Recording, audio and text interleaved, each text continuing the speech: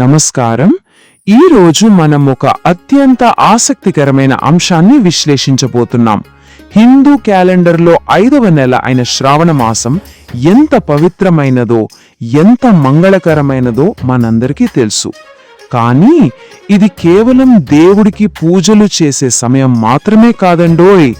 వర్షాకాలంలో మారే ఋతువులకు అనుగుణంగా మన ఆరోగ్యాన్ని ఎలా కాపాడుకోవాలో చెప్పే ఒక అద్భుతమైన శాస్త్రీయ జీవన విధానం కూడా ఇందులో దాగి ఉంది. అదేంటో ఈరోజు వివరంగా చూద్దాం.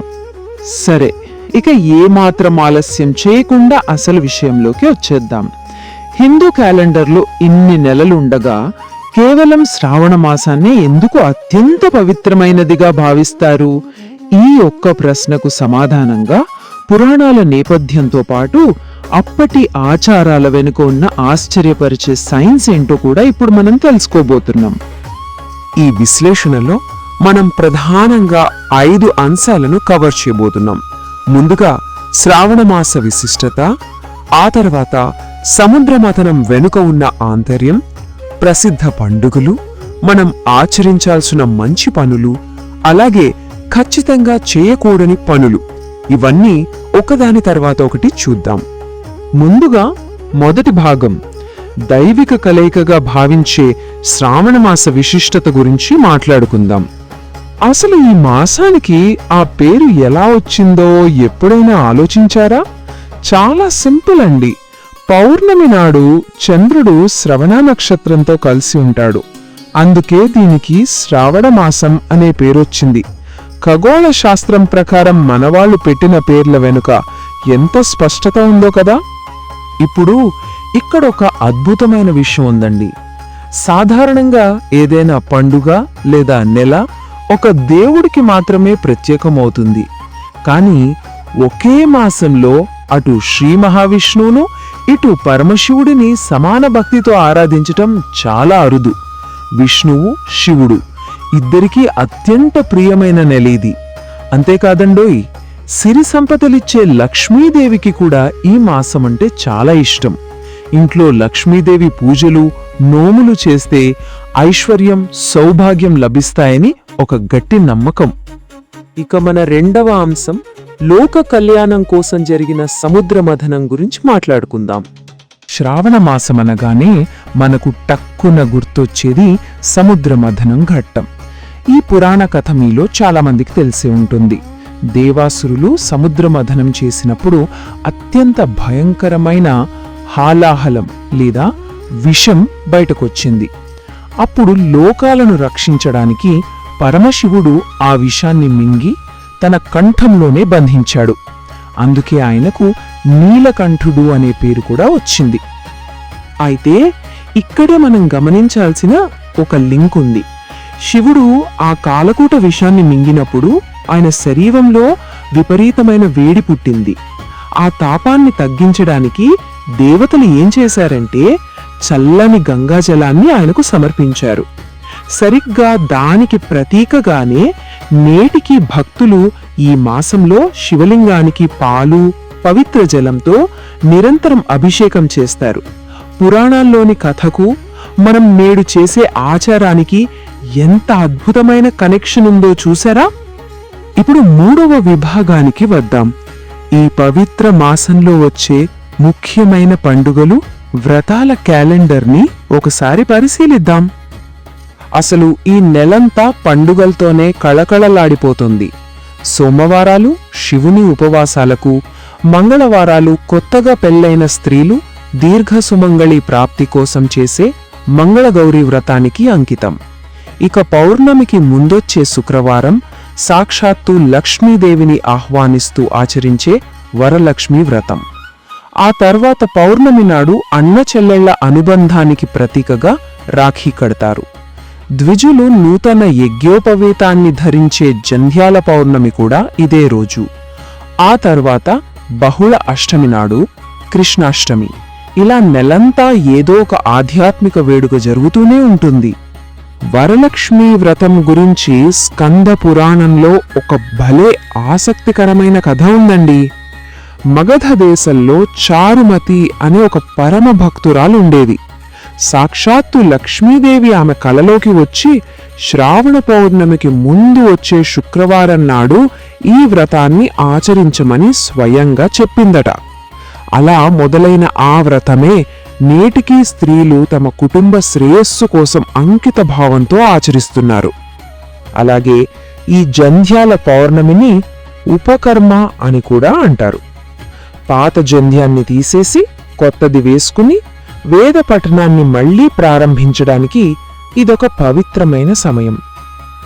ఇక్కడ ఆశ్చర్యకరమైన విషయం ఏంటంటే ఆ దారంలోని 96 పోగులు మన జీవితంలో పాటించాల్సిన 96 సూత్రాలను లేదా ధర్మాలను సూచిస్తాయి. ఇది నిజంగా ఆధ్యాత్మిక స్వచ్ఛతకు ఒక ఫ్రెష్ స్టార్ట్ లాంటిది. ఇక 4వ అంశం, ఈ మాసంలో మనం తప్పక చేయాల్సిన మంచి పనులు ఏంటి? మన మనస్సుకు, శరీరానికి, పర్యావరణానికి అవి ఎలా మేలు చేస్తాయి? మనం రోజువారీగా చేయాల్సిన పనులను ఒక్కసారి చూస్తే, ప్రతిరోజు ఉదయాన్నే స్నానం చేసి ఇల్లు శుభ్రం చేసుకుని దీపారాధన చేయడం, విష్ణు సహస్రనామం, లలితా సహస్రనామం, శివాష్టకం పఠించడం వల్ల అద్భుతమైన మానసిక ప్రశాంతత వస్తుంది. ఇక ఉపవాసం అంటారా? శ్రావణ సోమవారాలు, శుక్రవారాల్లో ఒకే పూట భోజనం చేయడం లేదా సాత్విక ఆహారం తీసుకోవడం వల్ల ఈ వర్షాకాలంలో మన శరీరంలో పేరుకుపోయిన మలినాలు తొలగిపోయి బాడీ మొత్తం న్యాచురల్గా డిటాక్స్ అవుతుంది. అలాగే పేదలకు అన్నదానం, వస్త్రదానం చేయడం వల్ల అపారమైన పుణ్యం కూడా లభిస్తుంది. ఇదంతా ఒక ఎత్తు అయితే, పర్యావరణ పరంగా దీనికున్న ప్రాముఖ్యత ఇంకో ఎత్తు. శ్రావణ మాసం వర్ష ఋతువులో వస్తుంది కదా, ఈ సమయంలో భూమి చల్లబడి ఉంటుంది కాబట్టి మొక్కలు నాటితే అవి చనిపోకుండా బతికే ఛాన్సెస్ చాలా ఎక్కువ. అందుకే శివునికి ఇష్టమైన బిల్వ చెట్లను, విష్ణువుకి ఇష్టమైన తులసి మొక్కలను నాటాలని మన పెద్దలు చెప్పారు. భక్తి పేరుతో ప్రకృతికి పచ్చదనాన్నిచ్చే ఎంత అద్భుతమైన ఆలోచనో కదా ఇది. చివరగా 5వ అంశం, అసలు ఏ పనులు చెయ్యకూడదు? సాత్విక జీవనం వెనుక ఉన్న సైన్స్ ఏంటో ఇప్పుడు చూద్దాం. ప్రాచీన నియమాలు ఆయుర్వేద సైన్స్కు ఎలా కనెక్ట్ అయ్యాయో ఇక్కడే మనకు స్పష్టంగా అర్థమవుతుంది. ఆయుర్వేదం ప్రకారం వర్షాకాలంలో మన జీర్ణశక్తి సహజంగానే కొంచెం మందగిస్తుంది.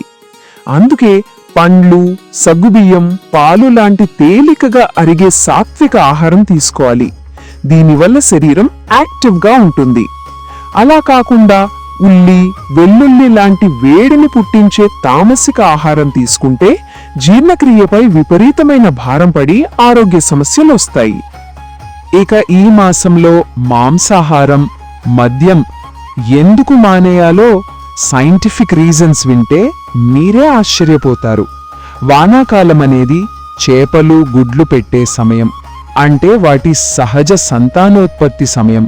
ఆ సైకిల్ను డిస్టర్బ్ చేయడం ఎకలాజికల్గా కరెక్ట్ కాదు. పైగా ఈ సీజన్లో జంతువులలో నీటి ద్వారా వ్యాపించే పరాన్నజీవుల ప్రమాదం చాలా ఎక్కువ. సో నాన్ వెజ్ తింటే ఫుడ్ పాయిజనింగ్ లాంటి ఇన్ఫెక్షన్స్ వచ్చే రిస్క్ పెరుగుతుంది. ఇక మద్యం అంటారా?